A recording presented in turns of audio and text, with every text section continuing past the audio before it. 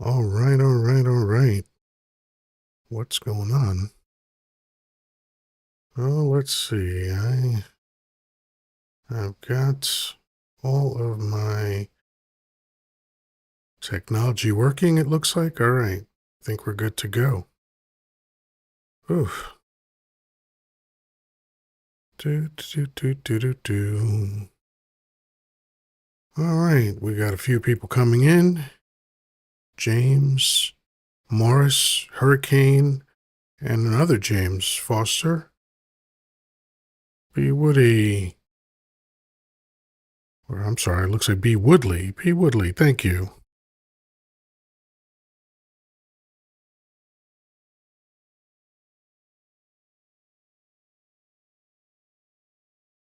All right.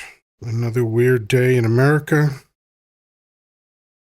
but I'm going to get to that later. I have more important things to talk about.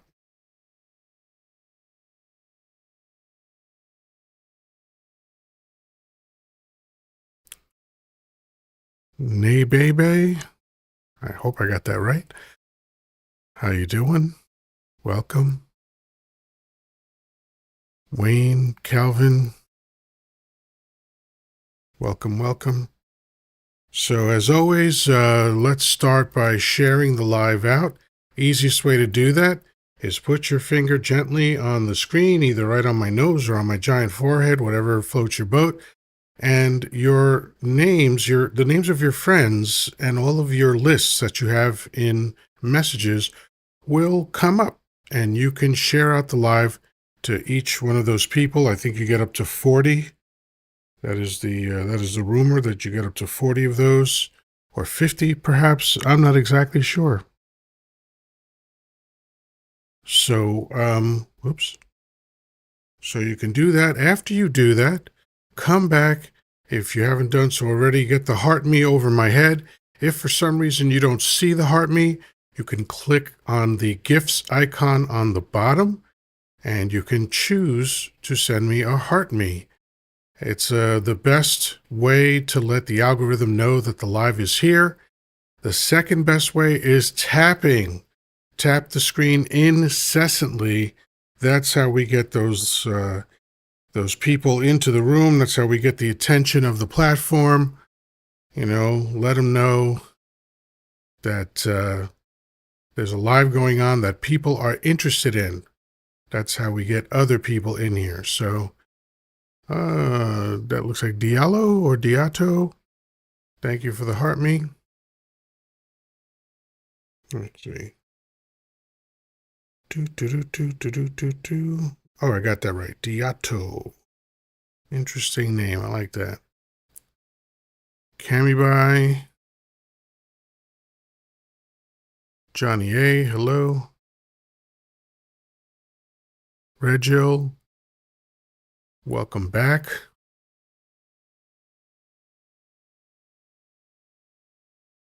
All right, folks. Most of you, or well, some of you, can see that over my head is the name Romance. Thank you for the 1,400 likes. Keep it going. It's one of those things where even when you're very interested in the conversation, just remember to keep your fingers tapping. Anything shy of carpal tunnel. Hello, Beverly. Welcome back. So the word romance is over my head, and there's a reason for that. Later on, I will get to the headline of Charlie Kirk, because I do want to share really just a couple thoughts about that. I am absolutely not saddened, but, I don't want to devote a lot of time to it, and I really want to get to my subject first, and then talk about all that other stuff. So we'll just wait till a couple more people get in here. Oh, we're doing good on taps. Thank you so much. Appreciate it.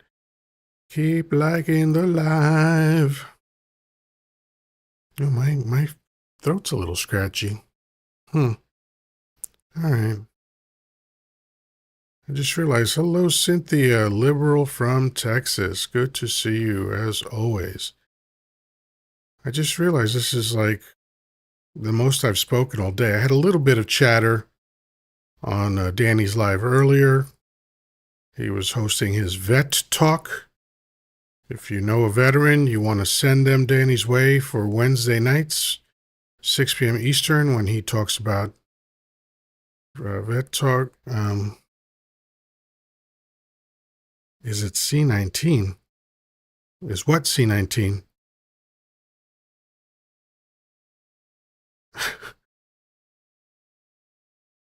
Oh, you mean like my scratchy throat? I don't think so. I don't think it's. Sorry, it took me a minute to put that together. Of course, anything's possible. I don't think so. I started wearing my mask again a couple weeks ago. As soon as I found out that RFK was not giving us all the information we needed, I figured there's no one coming to help us. He certainly isn't, because he's, dare I say, a lunatic. So I doubt he's going to protect us. You know, on the one hand, oh, you got dyes and artificial stuff out of food? Great. Long overdue. But the rest of the shit you're doing is insane and exponentially more hurtful than food dyes. You know, it's hard to believe that there's a science denier that is the head of keeping Americans healthy. You know, you would think that a doctor would be well suited for that position, and I would say best suited for that position. But, you know, all right, you could make the argument that someone that has other types of credentials that might apply could do that, although that's a hard argument, I think. But someone that's just a goofball, you know, that was hooked on street candy and all this other stuff, and that's not the main thing to judge him for. Honestly, it's not even a real thing to judge him for, but you know, this guy's a mess. Brain worms, all that stuff. And you're going to put that person in charge of America's health. Wild. Wild, wild, wild. You know, I don't know how America got to the part where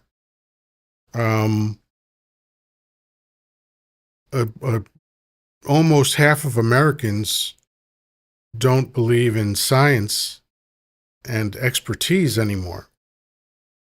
I mean, I get that the cult leader was pushing that for all this time, but I'm amazed at how many people bought into that. I read a statistic the other day, well, a set of statistics. In 1991, something like, not 81, 91, I think. 1991, I believe 81% of Americans believed that children should be protected in schools with medicine. Because, you know, we can't say the word on TikTok. Then in 2019, that number dropped to 62%.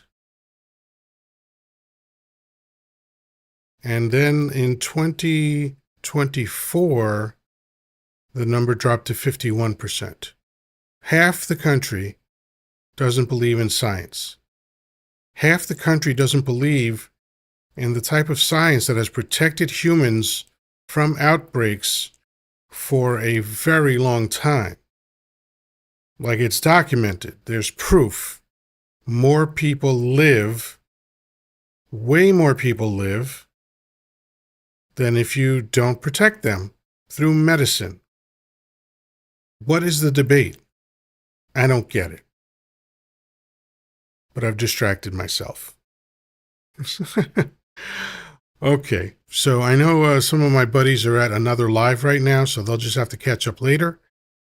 But here's what I'd like for everyone in the chat to give me. This might be difficult to talk about via chat, so if you need to come up, I'd be happy to have you up here. So this is the question. The topic is romance, But the question is, what is the most romantic thing that either you've done for someone they've done for you? What is the most romantic thing? Give you a few seconds to answer in the chat. Cynthia, I agree with you. Religion is a big reason for a lot of the mess in the world. That is the weakest link of all human society, in my opinion. Um, I don't care what people believe. And I also need to bifurcate between the believer and the belief.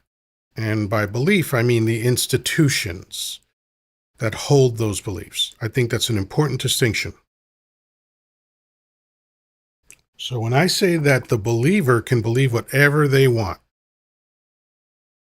whether you believe that there's a giant spaghetti monster that runs the universe, or a giant teacup that circles the universe and creates everything and keeps everything in order, or if you believe, as I do, that my unicorn runs everything, it doesn't matter.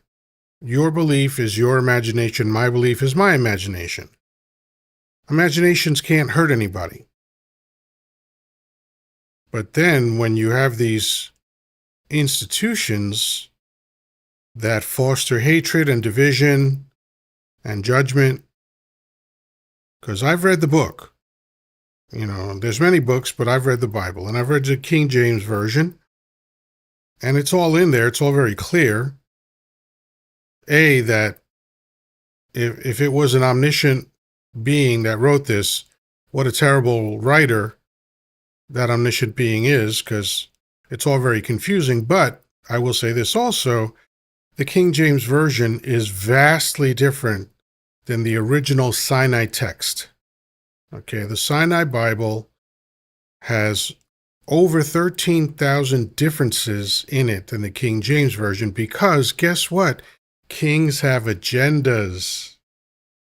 Kings have agendas.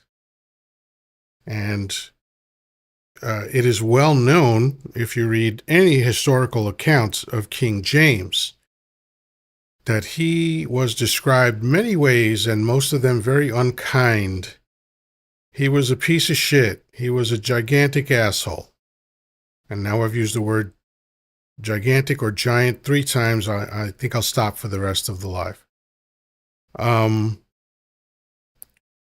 So, Cynthia, it looks like you started giving an answer to the romance. Okay, yes. So when you had C19, you were taken care of, and your partner acquired the property of your dreams for you. That's fantastic. And I know you're probably working and can't come up, but thank you for, those are great examples. I'm going to share one of them, one of mine, with you. And then I'll explain it, because it's going to sound goofy. My second ex-wife did a few romantic things for me. The first one, I think, was the one that made the biggest impact on me about how she is as a person. We were dating for just, I think, I don't know, a few months maybe. It was kind of quick when she moved in. I moved her in 4 months into dating me.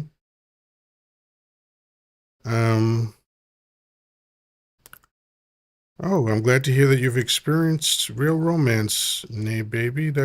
Nay baby. Sorry, that's a good thing. That's a wonderful thing. If you could give an example of what that is, and if you want to come up and explain it, that'd be fine. But in my ex-wife's case, I always refer to her as my second ex-wife because, I like to be,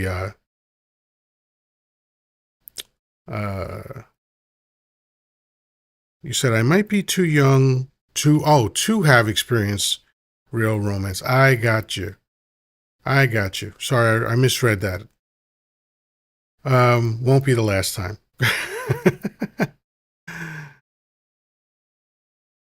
And Cynthia said, I find it romantic when he melts over my food I send for his work, and the notes. Cool, cool, cool. So, Nay Bebe, if you haven't experienced yourself, maybe you've seen something that you thought was romantic. Maybe you could share that idea.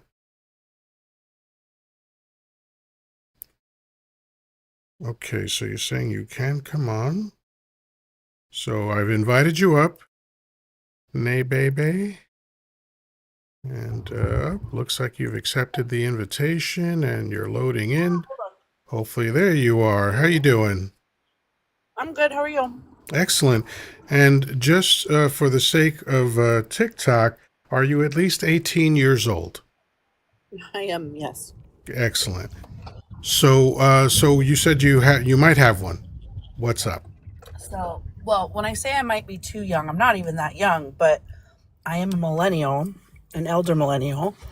And I don't know if my generation really does like true romance, but probably the kindest thing that my partner, who actually passed away in January, unfortunately, after Oh 10 man, years that's together. awful. Yeah.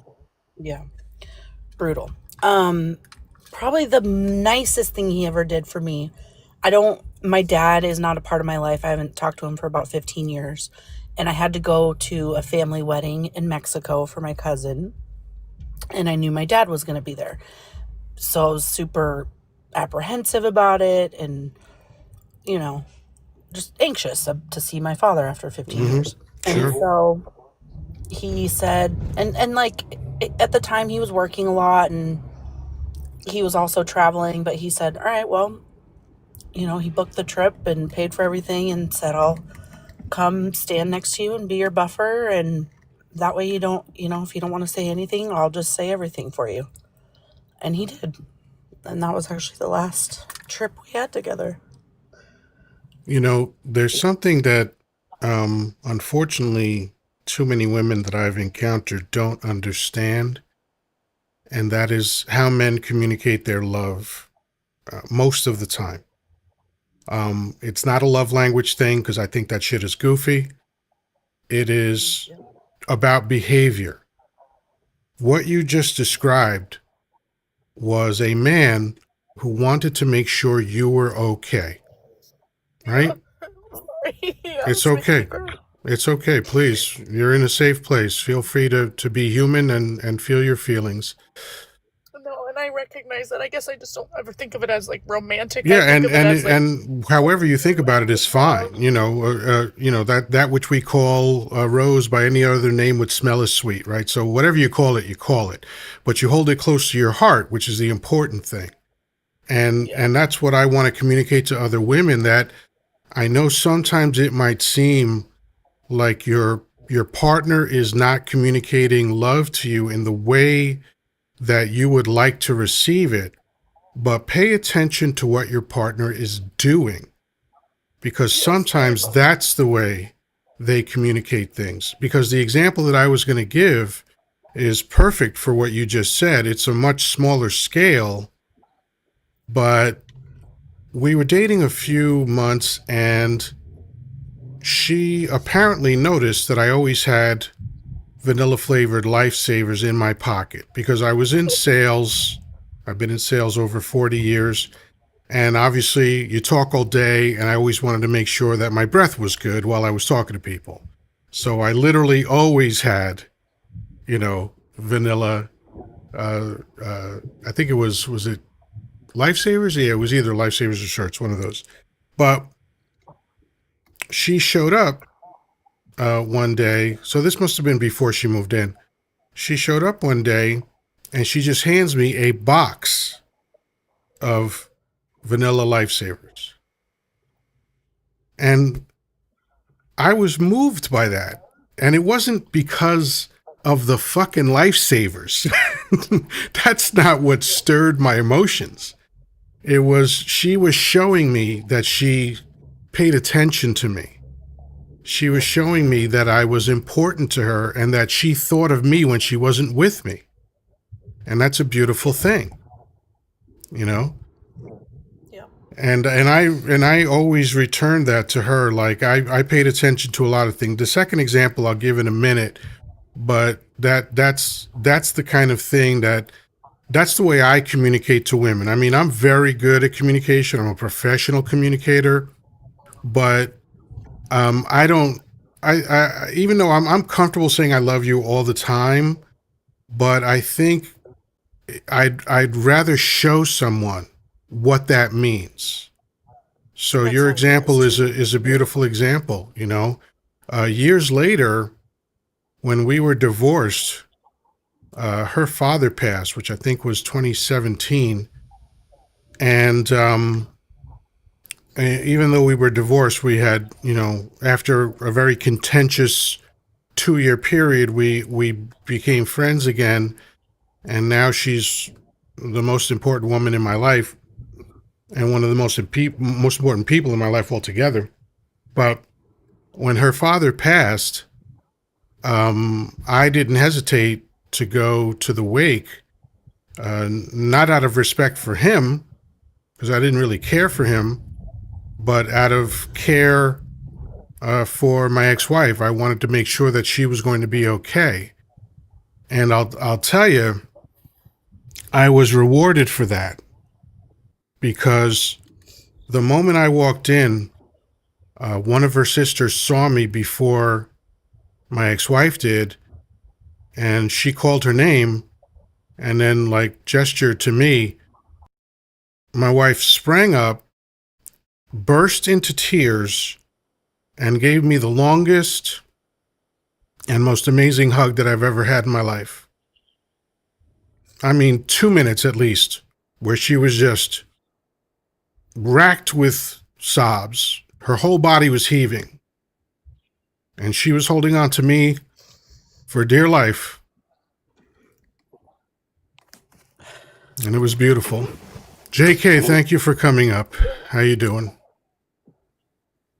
Doing all right, Yoda. How are you, sir? I'm excellent. Whenever I talk about my ex-wife, I'm always happy to do that. It always invokes good memories for me. I don't know how long you've been here, but the topic is romance, and my question is, what is the most romantic thing that either you've done for someone else or they've done for you? Honestly, I don't know the most, but I had the exact same experience you were just discussing this week. We do two totally different shopping trips when we go to the grocery store. He knows what he wants. I know what I want. I buy, our dinners or whatever. But beyond that, we do two separate grocery trips, and I'll pick up stuff for him, and he'll pick up stuff for me. But this week, I'd had a certain brand of cereal that only comes out seasonally that he saw I was actually really enjoying and was down to the last little bit of the bag, and he went and bought me 2 boxes without being asked. Out of nowhere, he observed, just simple things that this was a cereal Right. that I was really liking and that I was enjoying, and here, have 2 boxes.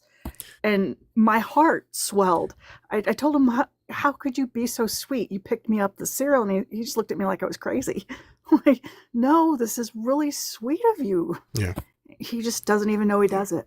And yeah, and of course it's not the cereal. That's not what made you happy. You like the No, cereal, you're glad to have no, it it, was that he but what makes you saw. happy is that someone that you care about cares about you enough to notice the smallest aspects of who you are. It's a beautiful Exactly. fucking thing. Uh, Sin Queen, I think it was. I saw that you tried to load up. For some reason, you didn't load. Please try again. I'll be happy to. Okay, sometimes the first or second time doesn't take. There she goes. A couple people trying to get up here. And it's Cherry and No Dows or No Daz. I'm not sure. And Danny, I'm going to invite you up because I'm sure you have something to contribute to this. Cherry, how you doing? Are you there? Maybe not. Nope. Cherry, for some reason you didn't load either. No Dos, how you doing? I'm okay. I didn't mean to join though. I was just here to support. Oh, well, I appreciate that. Sometimes I don't happy have accidents nothing. happen now. So I'm going to ask you the question anyway. And if you don't feel like talking about it, I understand that. But I'm going to ask it anyway. So, what is the most romantic thing that either you've done for someone else or they've done for you? Well, something that someone done for, just looking out for me without me even asking. Right. And like she said, noticing the simple things. You know, when people notice what you like I'm not a gold person. I don't like gold. So when I wear jewelry, I usually go towards silver. Oh, me So too. when someone notices that and they don't pick their choice and they pick my choice, it shows that they're paying attention to you and what you like. But other than that, I don't do the romance thing. I'm celibate. Hmm. But no, I just came to support. By the way, I did a year of celibacy when I was 26 on purpose. Well, for me, it's been since 2014, Gotcha. and I'm proud. You said So what? yeah, You're not what? I said I'm proud. It's Oh, been you're since proud. 2014. Yeah. 2014. So yeah. So did now what was the goal of doing that? Well, I wasn't in a committed relationship. I wasn't married, and I think it was spiritual. It was a conviction. It was Hmm. like, what am I doing? It's not the thing. The person I was with, it was for 5 years, but it wasn't really going anywhere. Hmm. And I just stepped back, like I said, and I said, what am I doing? So I don't close the door to it, but I'm not looking for it. And I've been content. Yeah. That's my exact sentiment, by the way. I've spoken about that in lives before. The last woman I broke up with happened in May of 2022, and I didn't make a decision to be celibate, but I haven't been interested in going on another date since, and I'm perfectly content with it. For Yeah. me, I wouldn't say I'm proud of it, but I was proud when I was 26 because I had a very dysfunctional orientation toward women, and luckily I was good looking enough rather to always have the attention of women. But I was really not a nice person at all, and I had had several bad relationships in a row, for like five of them. And I thought, why do I keep having these train wreck relationships? I said, I understand, like, yeah, I'll look at the women and I could say, yeah, the women were crazy. All right. And let's say that's 100% true. Why do I keep inviting them into my life? And so I sought to answer that by going celibate and getting in touch with who I was and what I really needed. And it was one of the best decisions I've made in my entire life because it changed everything for me Yeah. as far as women. So that was a Yeah, big because you deal. learn yourself. You learn what you really, are willing to accept and not accept, what you're willing to deal with, and you learn who you are. So yeah, I say I'm proud. I think because it's easy for women to fall back, and I haven't. So that's why I think I'm proud because it's been a long time, and I Excellent. haven't slipped. So yeah, No, you it's an you you achievement. you deserve to feel good about yourself for doing that. We have someone who's phobic in the audience.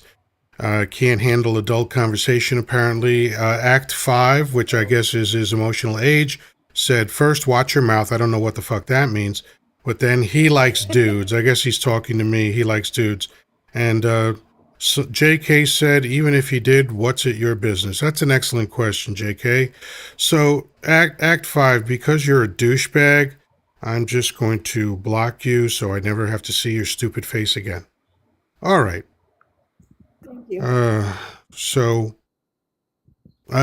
Dangerfield, I gave you a timeout last week, so this week I'm going to give you a chance to come up here, but only if you're going to engage with the conversation genuinely. If you have an urge to tell a joke, either go to another live or keep it to yourself. But I'm going to invite you up. Danny, how you doing, my friend? Doing good. How you doing, Yoda? Good, good. Did AC end his life? Yes, he did. Okay. It was a tough subject tonight. I Yeah. think you popped in Yeah, and I was there listened for a to while. I know he was talking about Kirk, and I'm going to talk about Kirk at the end just for a couple of minutes, but I don't care enough to devote a lot of time to it. it. Me So, neither. so, Danny, I know you have tons of experience over a very interesting lifetime.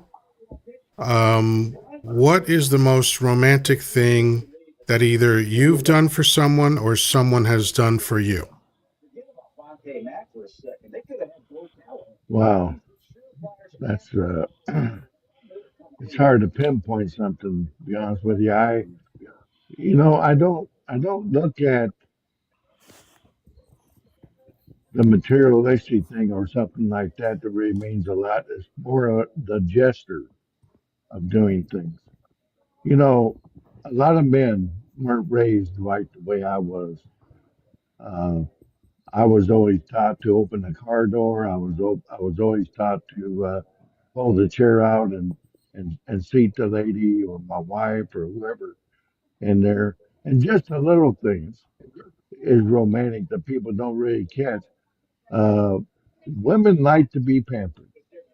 Most of them do, but it's little things. It's not the things that everybody thinks about. Because or putting their coat on and taking their coat off and hanging it up. And to me, some people don't think that's romantic, but when I see a man do that, especially nowadays, I see a man that really cares for his spouse, or his woman, or his girlfriend, and Yeah, he shows me personally that he was raised right. yeah, He was he was taught those values that you do that for a woman, and or a man that's doing it for another man. That is the case nowadays, and I think that that's a beautiful thing. yeah, And I mean, I've done a lot of things where I bought Carol something, or my first wife, Rosemary, or I've done something for them, like, clean the house while they're working, to help out, stuff like that. Some people think that's romantic, and some people don't. But again, having a man do it isn't a normal task for a man in a household. That's romantic to me because it shows that you care for your spouse. You care to cook her dinner if she's been got to work. She's a nurse. She works nights, stuff like that. She's got to get up. So there's a lot of ways, but that's some of the ways that I've done yeah. it through my lifetime. Yeah, I'm with you on that. I myself, like, I'll still open doors for my ex-wife. And I'm also a big believer in always saying please and thank you, because it's another thing that Yep. people take for granted. Because there's that old saying, familiarity breeds contempt. Yep. And I never wanted to be that way. But before I continue, Cherry, how you doing? Hello, Yoda. How are you? I am excellent. Before I ask you the question of the evening, I'm going to go to Dangerfield because he was here first. So, Dangerfield, what is the most romantic thing that either you did for someone else or somebody did for you? Well, the most romantic thing I thought was when I first fell in love with my wife and then got engaged 3 months later and then got married 3 months after that. But it wasn't until, I mean, we loved each other all these years, but it wasn't until I think I told you I was cutting down a tree and it fell on me and I've been disabled.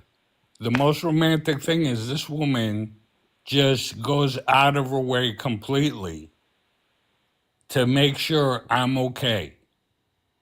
Yeah, And to me, that's the most romantic thing I could ever think of. I agree. She I she agree just goes 100%. above and beyond. Yeah, that's a beautiful thing. I got to witness that with Danny when I visited him and his wonderful wife, Carol. She makes sure that he is taken care of constantly. So, Cherry, what is the most romantic thing that either you've done for someone else or someone's done for you? I think you guys are gonna laugh at me because I had no idea that this was even a thing until I had my last visit in Washington.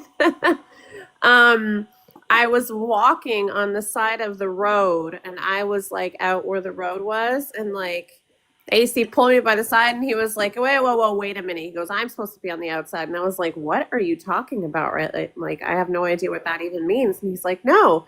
He's like, that's the way it's supposed to be. The man is supposed to be on the outside. That way, if anything happens. And I was like, I never even knew that that was a thing. Yeah, that's an old school thing. That's an old school thing.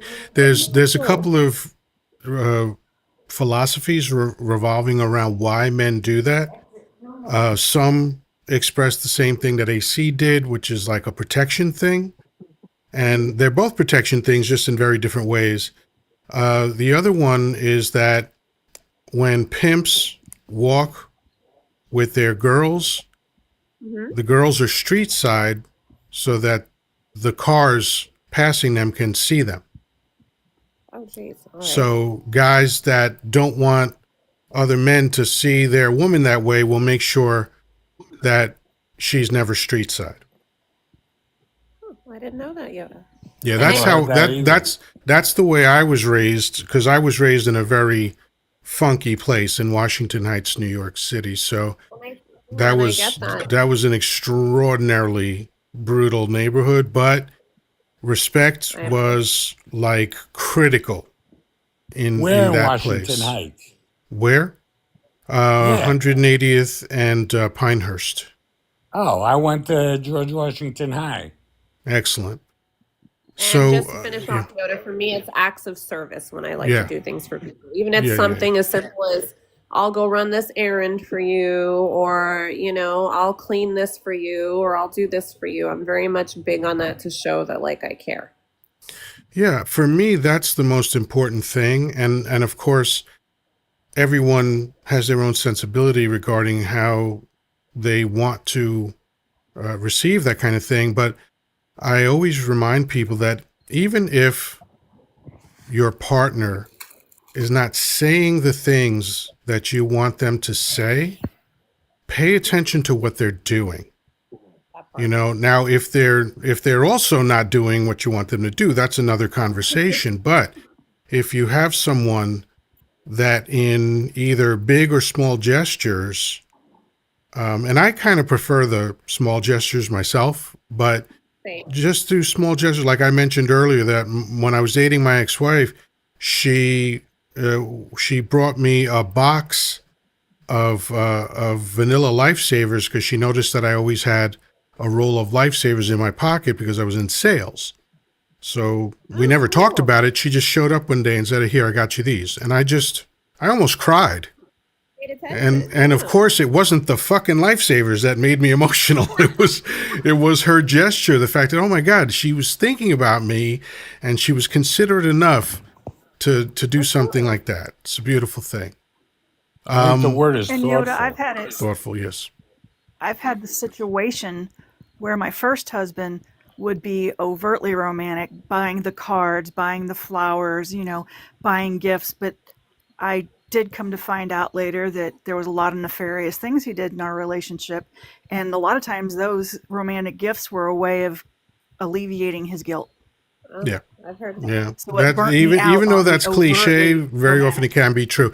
And you know what sucks about that is that it's, you know, it makes it harder for the rest of us, the rest of the men like me who are faithful, and want to do kind things for our partner, and then like for people to be like, oh, he's giving you that because, like, you know. So I made sure to avoid the typical gestures, right? The kind of gestures that a guilty dude would indulge in.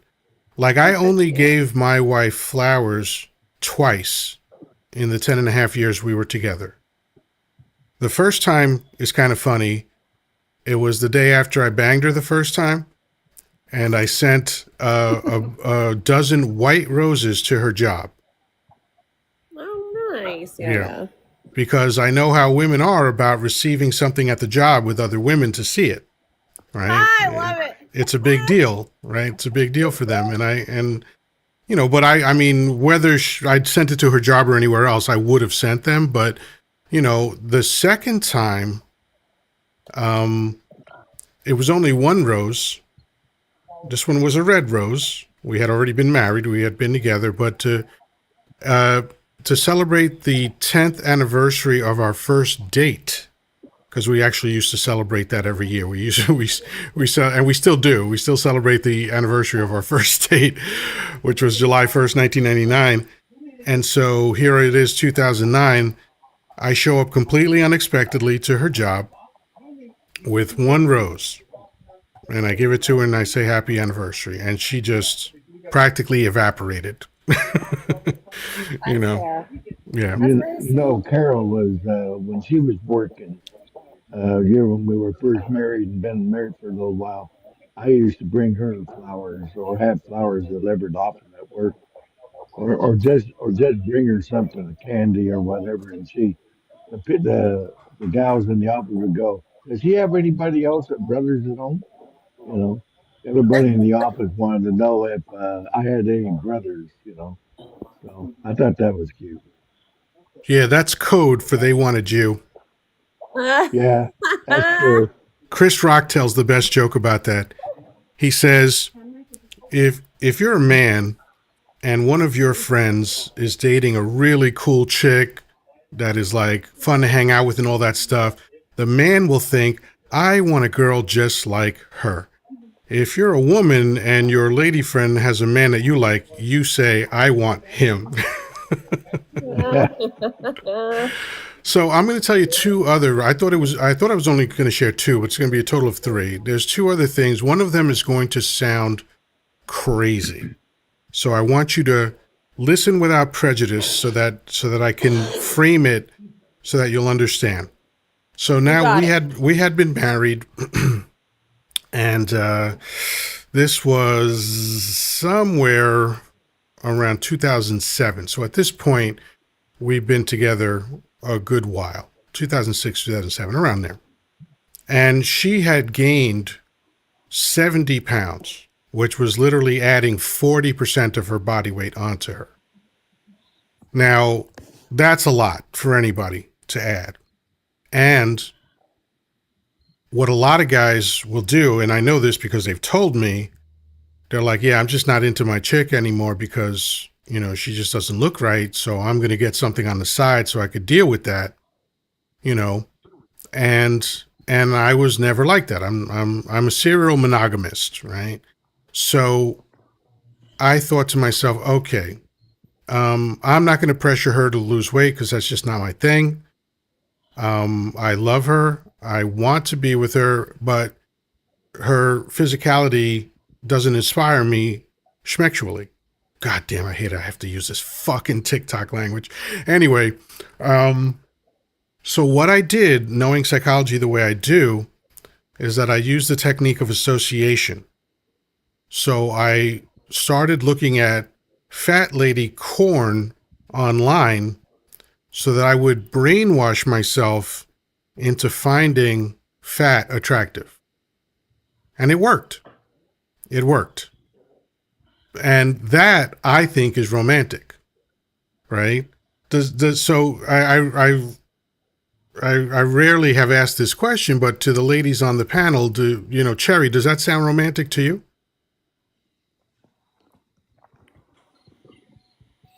Well, I mean, I don't see why it couldn't be. I mean, Well, when I lost, hold when on, I got hurt. Dangerfield. You're not one of the ladies on the panel, so that's who Oh, I'm I'm talking sorry. to right now. I You got to confused pay myself. attention. So, okay, so I think it's sweet. so I no think it's dose. sweet. What do you think about that? Is that romantic? Is it sweet? Not romantic? What do you think about that? Well, I think it would have probably been better if you watched it with her. If I what? Watched it with her. Watched what with her? The porn. Why? Why would that be a thing? Because then that would have been with y'all together, not just you watching it to. You, I did it to be attracted to her. Uh, I guess so. I guess it was a try, and it worked for you, so I guess so. All It right. kept you from slipping out the door to mess with somebody else. So yeah, that All was right. thoughtful because it was all about her. So yeah, I guess it was romantic. Excellent. I appreciate that. Thank you. All right. So then, JK, unmute yourself and tell me what you think, if that was a romantic gesture or no. Definitely a romantic gesture. I agree. If that makes you feel more attractive to her versus slipping out and, doing something else behind her back, that's definitely romantic. Okay, cool. So I'll share the other romantic thing. This one I was particularly proud of. But before I do, Dangerfield, you had something to say earlier. What were you trying to say? Yeah, I was kind of agreeing with, I don't know what her name is, N.O. No dose. Nodos, that, it might have been nice to just watch it together, Oh no, kind of that's thing. yeah. Why would I have watched it together? That I don't All understand right. that part. Okay, because you've never been in my situation.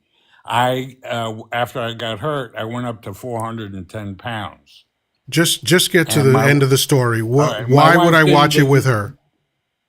my wife didn't neglect me, and what we started doing was hanging out with heavier people until I got back down to 210.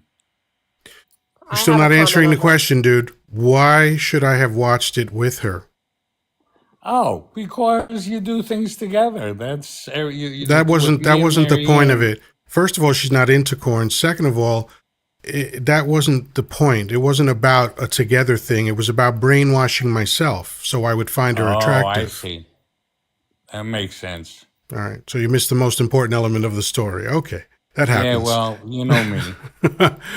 All right, cool. So here's the second romantic thing I did to her, for her. So we were watching something on television right around December or January, and it had to do with the Plaza Hotel in New York City. And of course, if you're a New Yorker, you know that that is the premier hotel.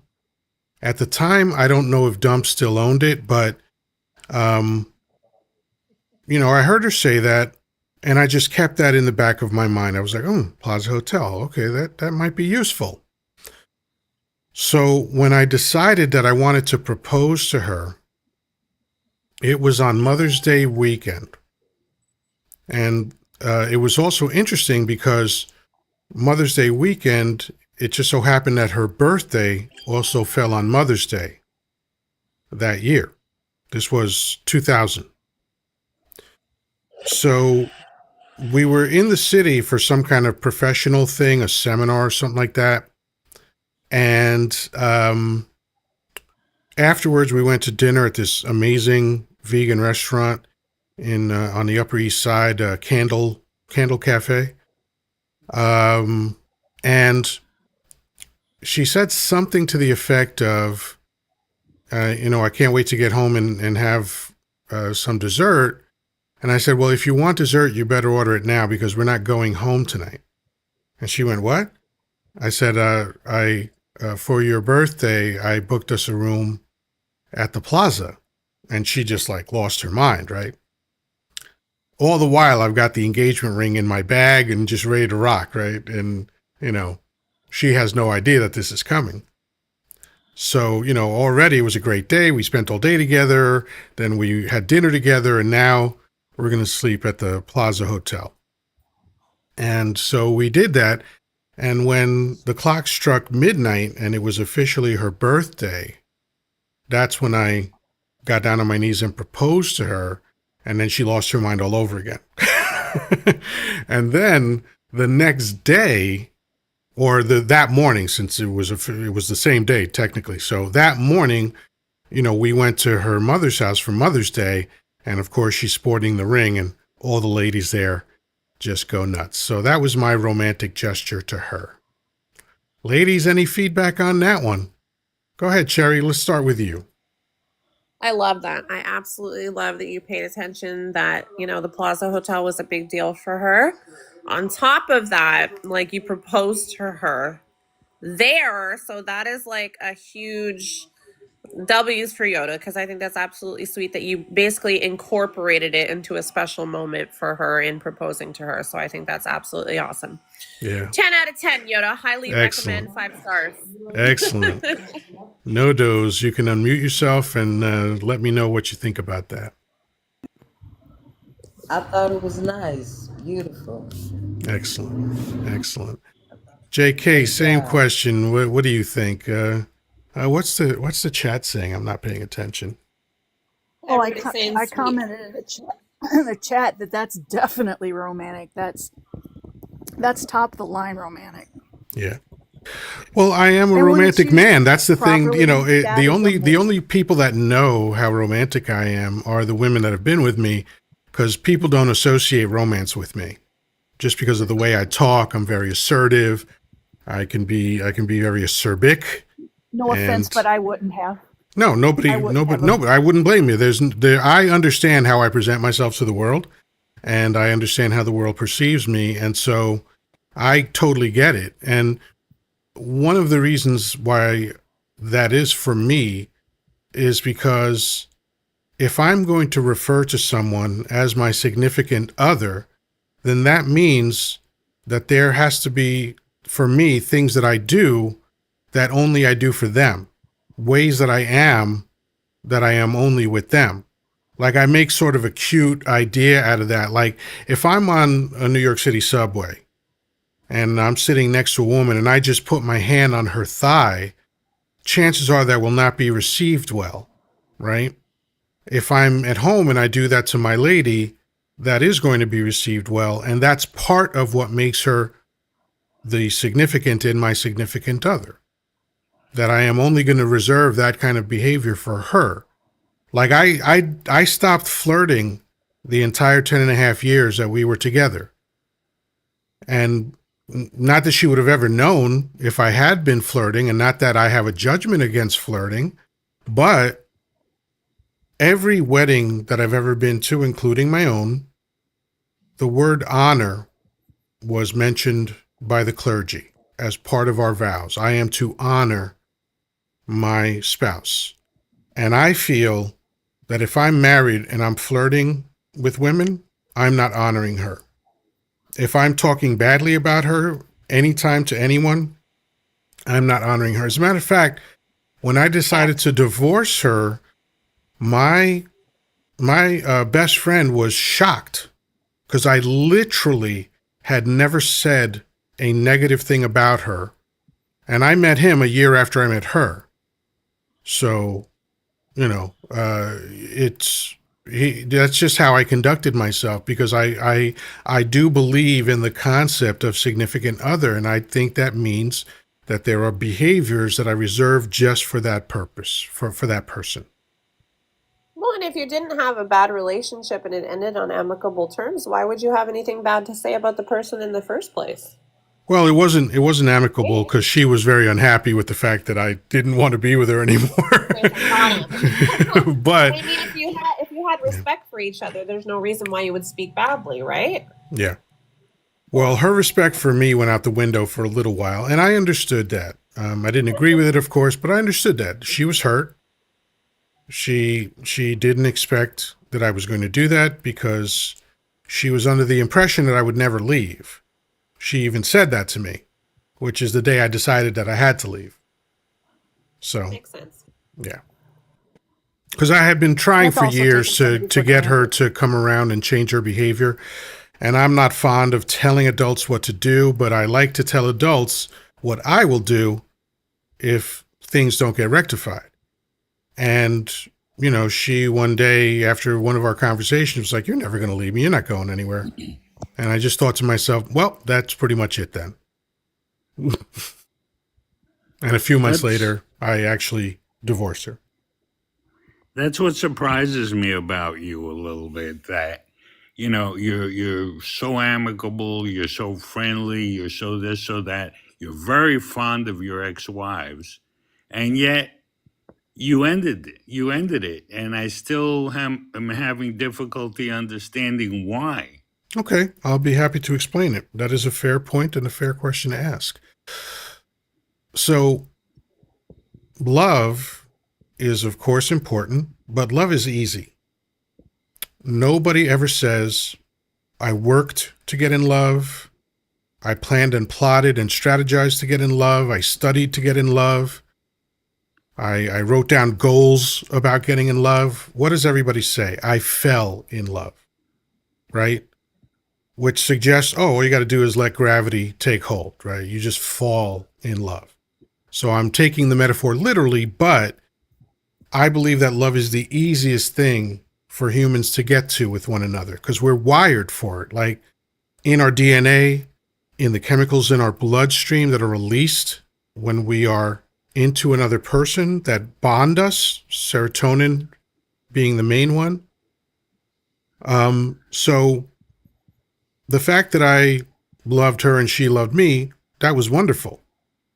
But more importantly than love is like, because like is not automatic. Like is something you have to work for. When I'm with a woman, I work to be likable. That's the first thing that any man has to do if you're pursuing a woman. You have to get her to like you. Because if she don't like you, she's not going to bang you. So I need her to like me. But I do that genuinely. I do that authentically. I don't lie. I never lie to women about anything. Because only cowards do that, and I'm not a fucking coward. So I'm genuine in my efforts to get her to like me. But what some women seem to forget is that once I've become likable to you, it is now your turn. You know? And if you forget, like let's say you were likable in the beginning, but you forget that you still need to be likable, and I get to the point where I don't like you for a long enough time, after many attempts at course correction, then I'm going to sever that relationship. Now, that's a good question. I'm going to ask my wife, does she like me? Marianne, do you like me? Oh, I didn't think he meant in real time. She said yes. She Well, there you said go. yes. Yeah. Well, She there you says I go. piss her off, but she likes me. That's the key. Because, like is not valued enough, in my opinion. The focus is on love. And I'm like, why are we focusing on the easiest fucking thing to happen between people? I would prefer to focus on the thing that takes work, because I worked for it and I continue to work for it. I asked her all these questions, so I know what I'm saying is 100% truth. It's not my imagination. She verified these things for me. Right before, I think it was about a week before I finally told her I wanted a divorce, I wanted to know something from her. I asked her, do you feel loved? Do you feel appreciated? Do you feel desired physically? Do you feel protected? Do you feel valued? I asked her all those questions, and she said yes to every one of them. And I said, that must be nice. Because I didn't feel those Ouch. things. I didn't feel those things. And once, and again, I tried for years because I loved her so much and I wanted to be with her so much.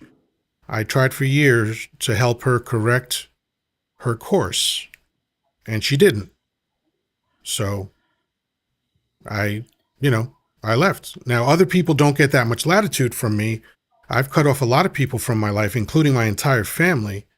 But if we're friends or if we're in any kind of significant relationship at all, if you do or say something I don't like, I'm going to let you know, hey, I didn't like that. Do your best, not to do that anymore. And if it keeps happening, eventually I'm going to go, well, obviously you don't respect me because, I'm asking you to treat me in a certain way and you're not willing to do that. So I'll just go fuck myself then, Can I ask you a question? I'm sorry to get personal. Are you thinking of going for number 3? I am always, always, always on the lookout for my third ex-wife. I am romantic. Good. I didn't mean to get that personal. I apologize. That's ridiculous. That's barely personal. Anybody else got anything?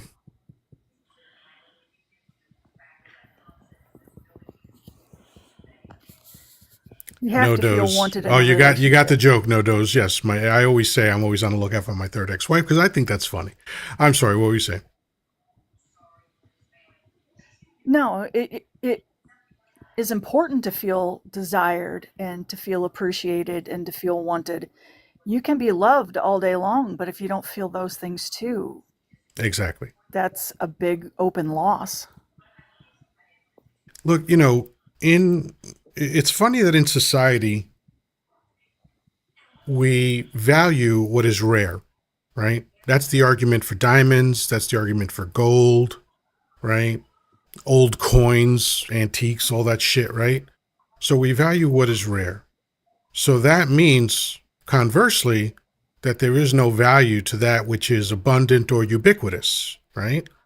And I believe that love is the most abundant thing in the universe aside from hydrogen, right?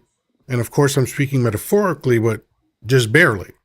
I believe that as a fact, that love is abundant. So even though I enjoy being loved, I'm not going to value that over the thing that takes work. I'm not going to value the automatic thing. I'm not going to value the easy thing, as much as I'm going to value the thing that takes work. Like my best friend and I respect each other. When we disagree, we're never ugly about it. We never dredge up the past. We just talk it out like adults. Imagine that, you know? But there are people that, like, I dated this one chick that she just wanted to get crazy every time something displeased her. And I was like, what's that about? By this time we were in our 50s, and it's like, this is how you're acting as a 50-year-old woman? What the fuck? What are you doing?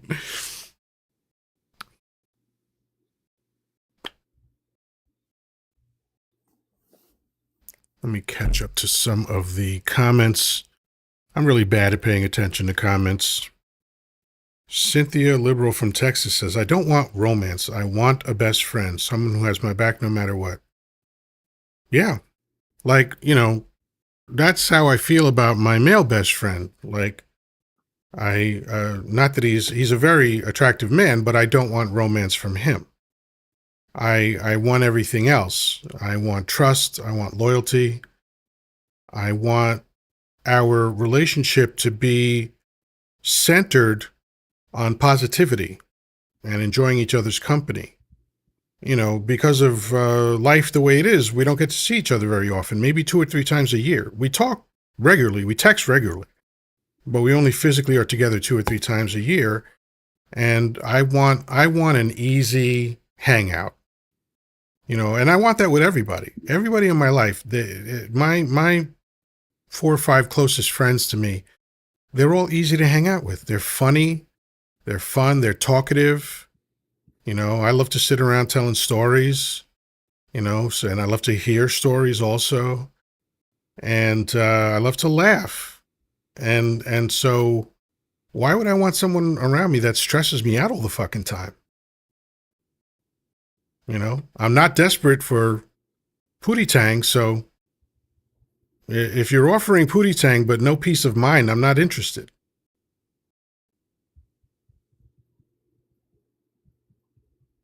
That makes you a rare breed, Yoda. I keep hearing that. Maybe. I will trust that. Cynthia asks if she said, hey baby, want to be my third ex-wife? Anything's possible. And fast forward to now, I can't imagine my life without my second ex-wife in it. We are the best of friends. We text virtually every day. We get on the phone maybe once or twice a month, and we usually see each other at least once a year to just have lunch or dinner. Like, she came here a few months ago, and we went to this amazing vegan cafe nearby, and we just drove around and went to Starbucks, and, all told, I think we hung out like 5 or 6 hours, something like that, and never stopped talking, never stopped laughing. And like, how could you not want that in your life?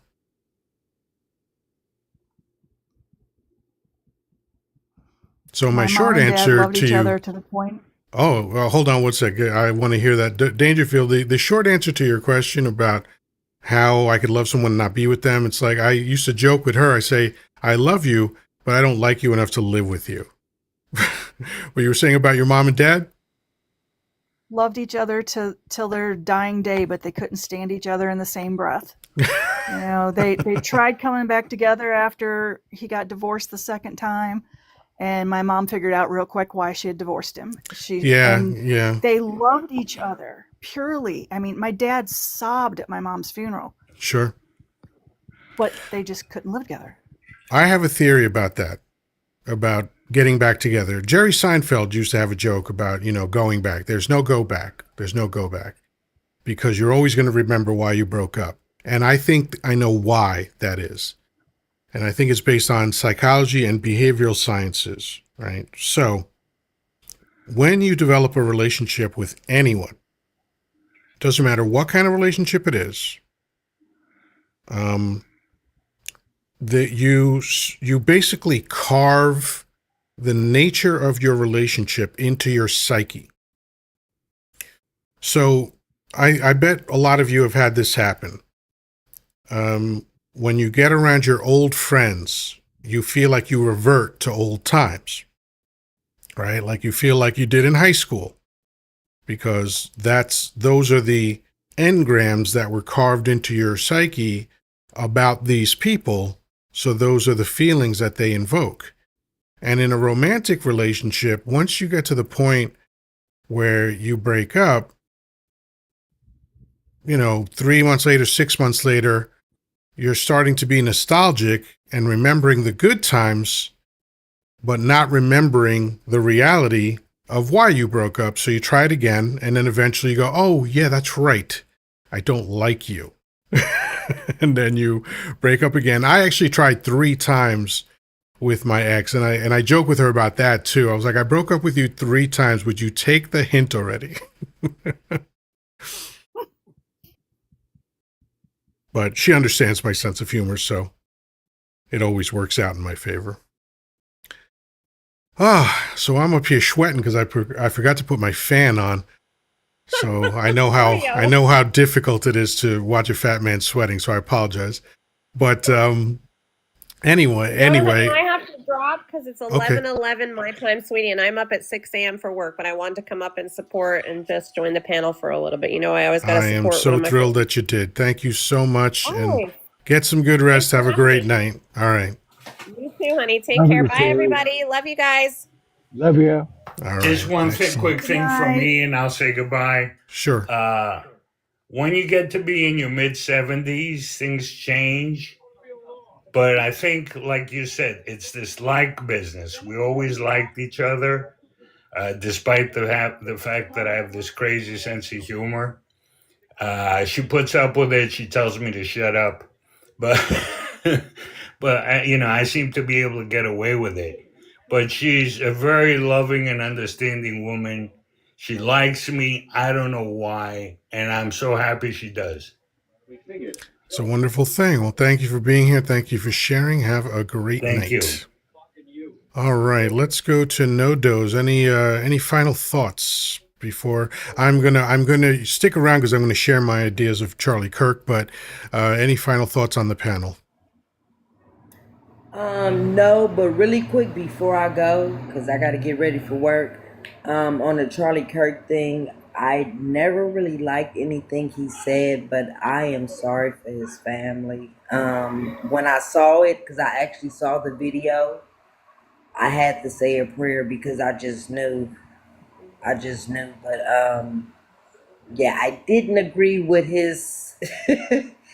Yeah, a lot of times he annoyed the hell out of me, but I'm so sorry for the tragedy. That's all I have to say about it. I got you. Excellent. Well, again, thank you so much for being here. I appreciate that. Even though you accidentally came up, you made some great contributions. So thanks a lot. Have a great night, you guys. All right, take care. All right, and let's go to JK. Any final thoughts for the evening? Not particularly, no. Just keep doing what you're doing, Yoda. Thank you. Thank you. I appreciate that. Have a great night. We appreciate you. All right. All right. And Rumble's Speed Shop, excellent username. My grandparents were together for 50 years and separated, never divorced, but loved each other dearly. Yeah, there you go. Because let's face it, at the end of the day, a marriage is really, you could say, in most cases, three things. It's a quasi-religious ceremony. It is a contract that involves the government in your relationship, and it's a tax category. That's the hard, cold facts of the institution of marriage, but relationships don't rely on that stuff. That's not necessary for a relationship. That's just a thing that people choose to do, which is fine, but just because you get rid of the piece of paper doesn't mean you get rid of your feelings for someone. So, Danny, final thoughts on the evening? I couldn't agree more with your last statement. It's a piece of paper, but it's only as good as the relationship you have with each other. You know, it's the commitment, it's the bond, and it's the friendship. If you don't have those three, it ain't gonna happen. Yeah. As a matter of fact, there's this kind of real syndrome called post-wedding depression. And it's because some women fantasize about getting married from when they were like 7 years old. And it's all about the wedding day, the wedding day, the wedding day. But they don't think about the relationship after, right? And then because it's regular, it's just daily life now. It's not this big thing where people stand up and play music when you walk in the room and throw roses at your feet. Now you're just living life, and some women get depressed because of that. That's why I remind women all the time, the wedding ceremony is one day. The relationship is potentially the rest of your life. You got to be prepared for that part of it. Don't just fantasize about that day, because if you are, you're going to wake up one day and realize that you might have made a mistake. Yeah, I do means a lot more than just that one day, like you said, Yeah. because you got to stand there and imagine I'm going to be with this man or this woman uh, till our last dying breath. Yeah. And when you look at that person and you're 21, you each are 21 or 22, you got to remember that sometime it's going to be 80, you're going to be 82 and 8 or 92 and still be looking at that person. Are you still going to be friends? Are you still going to love each Right. other? Do you still have that feeling of commitment? And that's why you got to live. You got first off, you got to love yourself to love somebody else, and you got to live, laugh, and love the three powers of life. Yeah. As Ringo said, will you still need me? Will you still please me when I'm 65? That's Yeah, right. absolutely. All right. So So anyway, thank you as always for being here. Anyone not following Danny, please do so. He goes live Monday, Wednesday, Friday, Monday and Wednesday. Mostly, current events and things like that, but always with a positive spin. Wednesday, he does his best to help veterans navigate the weird waters of post-military life. And Friday is the best thing ever. Trivial Pursuit by Danny. Oh my God, there's no way to describe it. It's just the most fun. Come down and check it out. As always, my big brother from another mother, thank you so much for being here, and I will talk to you soon. I love you, bro. See Love you later. you. All right. So here are my closing thoughts regarding Charles Kirk. I don't feel bad for his wife. She's an adult. She chose to be with a piece of shit. I certainly feel bad for his children, but I'm going to invoke the Bible right now, which is, kind of odd for an atheist, but I'm a pragmatist also. So from King James Version, anytime I quote the Bible, it's always the King James Version. This is from Job 4:8. Even as I have seen, thy that plow iniquity and sow wickedness reap the same. You spend all this time talking about 2A. In fact, let's see. I think I took a screenshot of something he said. Is that there? Nah, damn it, it's in my other phone. Something to the fact of, for the right of 2A, people perishing is worth it. That's what he said, right? So you can't spend years cultivating a society of hatred, a society of bigotry, a society of racism, and a society of violence, and then be surprised when that's visited upon you. I hope all of his supporters and followers are chanting 2A today, because that's consistent. That's what you've been chanting.